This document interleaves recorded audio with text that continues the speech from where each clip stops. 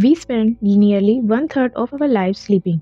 Yet, for something so essential, sleep is often misunderstood or ignored.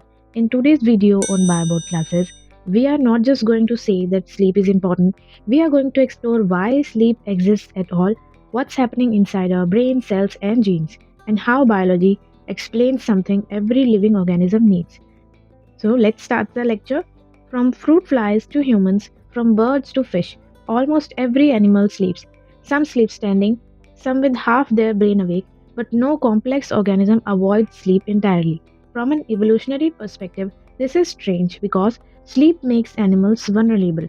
You're not hunting, not reproducing, not defending yourself. So the real biological question is why would evolution preserve something so risky unless it was absolutely essential? One common misconception is that sleep is when the brain shuts down. Biologically, that is completely wrong. In fact, during some parts of sleep, the brain is more active than when you're awake. Sleep is not a passive state, it is a carefully regulated biological process controlled by neural circuits, hormones, and genes. Sleep is divided into two major biological states, non REM sleep and REM sleep. Non REM sleep, especially deep sleep, is associated with physical restoration. REM sleep, on the other hand, is strongly linked to brain plasticity, memory, and learning.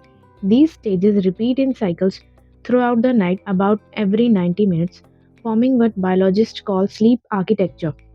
While you are awake, your neurons are constantly forming and strengthening synapses.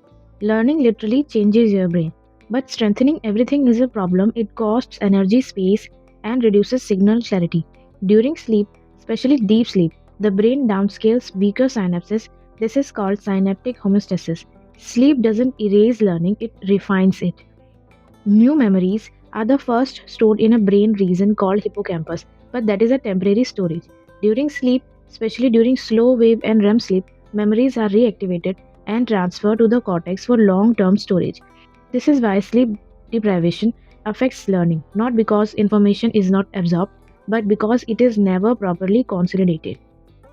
One of the most fascinating discoveries in sleep biology is the glymphatic system. During sleep, brain cells shrink slightly, allowing cerebrospinal fluid to flow more freely. This system clears toxic metabolic waste, including beta amyloid proteins linked to Alzheimer's disease. In simple terms, sleep is when the brain cleans itself. Sleep is also controlled at the genetic level. Some clock genes regulate circadian rhythms inside individual cells. Hormones such as melatonin signal darkness, while cortisol helps regulate wakefulness. During sleep, genes involved in DNA repair, protein synthesis, and immune function are upregulated. When sleep is reduced, biology does not compensate, it deteriorates. Memory formation weakens, metabolism becomes inefficient, immune responses slow down. Chronic sleep deprivation alters gene expression and neural connectivity, showing that sleep is not optional for biological systems. From neurons to genes, from synapses to systems, sleep operates at every level of biological organization.